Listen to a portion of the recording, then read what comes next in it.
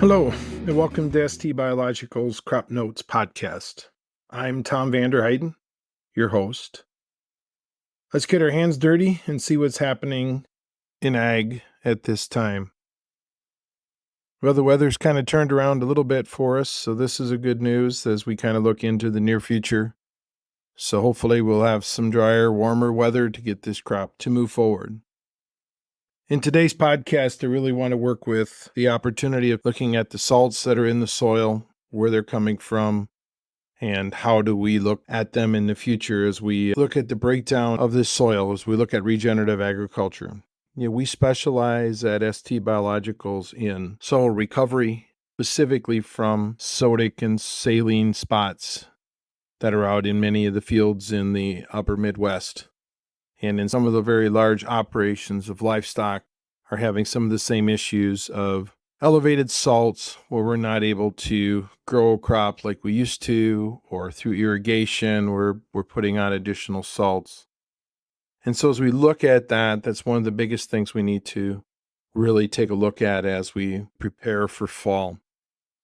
So one of the first things is really looking at those spots that aren't yielding as well or that aren't yielding at all in your field, and then being able to allow us at ST Biologicals or one of our dealers to basically come out and pull samples from the worst part of that area so we can get an idea of what we're dealing with on the salt levels. So soluble salts come in many different types of forms. It's not just sodium and chloride. There's sulfur involved at times.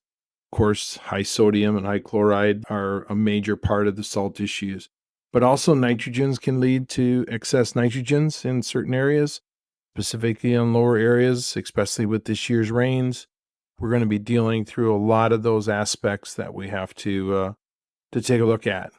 Sometimes phosphate buildup, especially on highly manured fields in those low areas, can become so high that they actually are creating additional salts in the soils. And then you can have carbonates and bicarbonates from many different sources in the soil that are also giving you salts. So if you're looking out at that field and there's a white layer on top after the water recedes from all the rains that we've had, that's telling you we have a lot of bicarbonates and carbonates. So this is just like what would build up on your faucets. We can take that and basically make it into something that the crop can utilize and be able to work with the crop then through the root exudates to continue that breakdown. So this is a great opportunity for recovery of soil. And we've been doing this for almost 10 years now with the calcine product and the recommendations that go along with this. So it's a really critical piece that I think as you start to look at this aspect of your farms, that from a regenerative standpoint, we can bring that soil back. So basically what happens is we basically cause the carbonates and bicarbonates to be broken apart with the calcine product initially, creating carbonic acid, which will give us a release of calcium mainly in the soil, but some of the other positive cations as well, such as potassium and magnesium.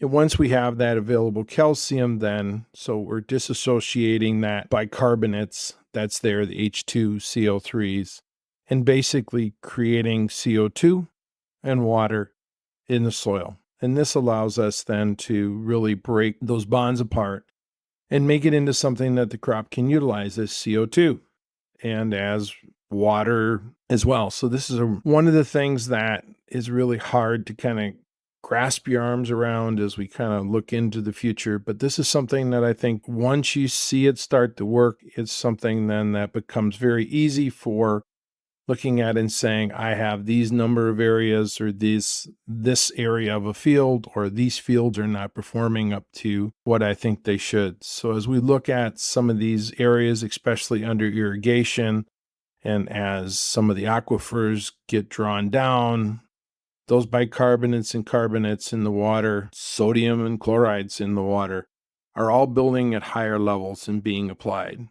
So I think as you kind of look at this into the near future, this is something to really start to think about and look at how can I try to recover these areas so I can now grow a greater crop, a greater opportunity to work with some of these areas that I have not been satisfied with for a number of years. So we'll be covering more as we go into the fall. And specifically, right now, start thinking about what maybe areas that you have concerned with and being able to say, okay, I need to concentrate on getting soil samples in those areas, or look at what is going to be my yield in some of those areas and how can I utilize the root exudates that are there and the opportunity to build upon what we do have growing, even if it's a weed crop. One of the things that I always tell individuals when we get started with recovery of soil, kochia is not your enemy in this situation, or either is foxtail barley in some of those cases, because we need those root exudates that those two crops can grow on very high salt levels, soluble salt levels, that can help us recover those soils. So if you've seen a higher flux of kochia, or in some cases foxtail barley in some of your fields, that's because your soluble salts in those fields are continuing to go up, and the kochia is there, along with Palmer amaranth and some of the other weeds, to continue to pull those salts out of the ground. But as we kill it off, it can come right back into it. So start thinking about what those opportunities might be, and let's look to have a conversation in the fall of 2024. So that's it for this week's podcast. If you'd like to improve the soil health at your farm,